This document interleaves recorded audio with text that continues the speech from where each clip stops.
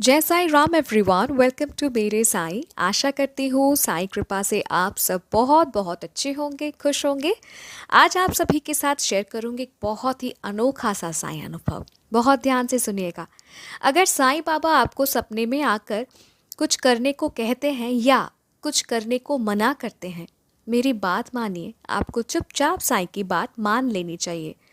सपना है, सपने में बाबा कुछ कह रहे हैं, ये सोचकर अगर उस सपने को या फिर स्वप्नादेश को आप हवा में ले रहे हैं तो आप पछता सकते हैं। ऐसा मैं क्यों कह रही हूँ, ये अनुभव सुनने के बाद आप सभी को पता चल जाएगा। ये जो डिवोटी हैं तमिलनाडु से है। इनको खाने में कुछ चीज़ें पसंद नहीं, जैसे दूध, दही, घी, पनीर। पर इनकी जो दोस्त है ना, कभी कभी दाल में घी का छौंक डाल के इनको खिला देती हैं, कभी कभी पनीर खिला देती है, ये कहकर कि अरे ये तो पनीर नहीं है। फिर मैम जब पनीर खा लेती हैं फिर बोलती है, देखा कैसे मैंने तुझको खिला दिया पनीर। फिर कभी कभी चाय में दूध मिला देती है, फिर कहती है नहीं तो एक तो पाउडर दूध है, मैंने लिक्विड दूध नहीं डाला है। ये सब वो मैम के साथ करती थी क्योंकि मैम की बहुत अच्छी दोस्त है। वो मैम की भलाई चाहती है, इसलिए मैम को वो खिलाती थी। पर मैम को ये सब बिल्कुल पसंद नहीं था। मैम को दूध, पनीर, घी ये सब अपने खाने में पसंद नहीं था। ये सब मैं आप सभी को इंट्रोडक्शन में क्यों बता रही हूँ, इसके पीछे भी एक रीज़न है। हुआ यूँ कि मैम ने साईं बाबा को 3 बार सपने में देखा। पहली बार सपने में मैम ने देखा कि वो मंदिर में है, मंदिर में साईं बाबा की मूर्ति है और वो मूर्ति मैम से कह रहे हैं, मतलब साईं बाबा मैम से कह रहे हैं कि मुझे भूख लगा है। तो मैम कहती है कि ठीक है, आप रुकिए, मैं आपके लिए खाना लाती हूँ। मैम आसपास के होटल में जाके खाना ढूंढती है, पर उनको ना एक भी वेज दुकान नहीं मिलता है। तो मैम एक नॉन वेज दुकान में जाती हैं और वहाँ दुकानदार से कहती है कि मुझे ना आप वेज खाना दे दो। तो दुकानदार कहता है कि नहीं, यहाँ तो वेज आइटम्स नहीं मिलता है। तो मैम रिक्वेस्ट करती है कि नहीं नहीं, आप मुझे एटलीस्ट दाल चावल दे दीजिए, साथ में थोड़ा अचार दीजिए, किसी को भूख लगी है, मुझे लेके जाना है। तो फाइनली दाल चावल लेकर जब मैम साईं बाबा के पास मंदिर जाती है तो बाबा कहते हैं कि तू तो नॉनवेज खाती है, मैं तेरे हाथ से नहीं खाऊंगा। और तब मैम की नींद खुल गई।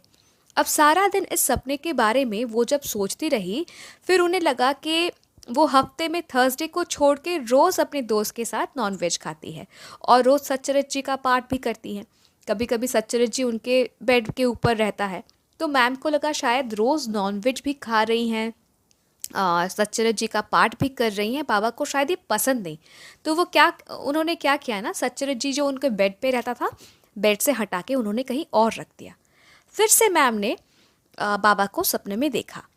तो मैम देखती है सपने में कि मैम साईं मंदिर में है, मंदिर की साफ़ सफाई कर रही हैं, और फिर से वो देखती हैं कि बाबा मतलब बाबा के सामने किसी ने डेयरी मिल्क चॉकलेट का भोग लगाया लगाया है। तो मैम ना बाबा को कहती है कि बाबा ये चॉकलेट मैं खोल देती हूँ, आप और मैं आधा आधा खाएंगे। और बड़े प्यार से वो आधा चॉकलेट जब बाबा के मुंह के सामने लेके जाती हैं, एक बड़ा सा सांप निकल के आता है बाबा के पीछे से। और ये देख कर वो बहुत डर गई। साईं से कहने लगी कि बाबा मैंने तो कुछ गलत नहीं किया, मैं तो प्यार से आपको चॉकलेट ही खिला रही थी। और वो बहुत डर गई कहीं सांप उन्हें काट ना ले। फिर वो देखती हैं सपने में कि मंदिर के बाहर उनकी मम्मी खड़ी हैं और वो सांप ना उनकी मम्मी के लेफ़्ट पैर पे काट देती है और उनके मम्मी के राइट पैर पे, ठीक है, एक सफ़ेद कुत्ता आके काट देता है। ये देखकर डर से आधी रात को वो उठ गई और सोचने लगी कि ऐसा क्यों हो रहा है, क्या मैं सच्चरित्र जी नहीं पढ़ रही हूँ इसलिए ये हो रहा है, बाबा क्या संकेत दे रहे हैं। वो उनको लग रहा था कि सच्चरित्र जी को लेके बाबा उन्हें कुछ इंडिकेशन दे रहे हैं, पर इंडिकेशन सच्चरित्र जी को लेके नहीं था। ठीक है। तो मैम ना ऑफिस से आने के बाद क्या करने लगी, नहाने लगी, क्योंकि वो रोज़ नॉनवेज खाती थी, और फिर सच्चरित्र जी का पाठ करने लगी। जैसा कि मैं कह रही हूँ, उन्हें बार बार लग रहा था कि बाबा उन्हें सच्चरित्र जी पारायण को लेके कुछ इंडिकेशन दे रहे हैं, पर सच्चरित्र जी पारायण को लेके वो इंडिकेशन नहीं था। फिर कुछ दिन बाद तीसरी बार बाबा मैम को स्वप्न दर्शन देते हैं और मैम देखती है कि बाबा बहुत गुस्सा कर रहे हैं और मैम से कह रहे हैं कि अगर तुम नॉनवेज नहीं खाओगी तो मर जाओगी क्या, इतनी मोटी हो फिर भी तुमको नॉनवेज खाना है। फिर बाबा कहते हैं कि अच्छा लगता है किसी जानवर को काट काट के खाती हो, खाना नहीं छोड़ सकती तुम। तो मैम सपने में कहती हैं बाबा ठीक है मैं छोड़ दूंगी। ठीक है, ये है तीसरा स्वप्न दर्शन जहाँ पे बाबा मैम को डायरेक्टली कहते हैं कि तुम नॉनवेज खाना छोड़ दो। ठीक है, फिर अगले दिन वो सोचने लगी कि ऐसा बाबा क्यों कह रहे हैं, बार बार मुझे नॉनवेज छोड़ने को बाबा क्यों कह रहे हैं। एक्चुअली ना नॉनवेज मैम को बहुत पसंद था, वो बहुत पसंद करती थी नॉनवेज खाना। फिर वो सोचने लगी कि साईं सच्चरित्र में भी उन्होंने पढ़ा है कि बाबा खुद भक्तों के लिए वेज एंड नॉनवेज पुलाव बनाते थे। बाबा को कभी भी भक्तों के वेज या नॉनवेज खाने से कोई प्रॉब्लम नहीं था, वो खुद अपने भक्तों को नॉनवेज खाना बना के खिलाते थे। तो वही साईं बाबा बार बार इनको नॉनवेज छोड़ने को क्यों कह रहे हैं, वो बहुत सोचने लगी। ठीक है, बहुत सोचने के बाद, बहुत बहुत सोचने के बाद मैम ने फाइनली डिसाइड कर दिया कि ठीक है, आज से मैं नॉनवेज खाना छोड़ रही हूँ, आज से मैं नॉनवेज नहीं खाऊंगी।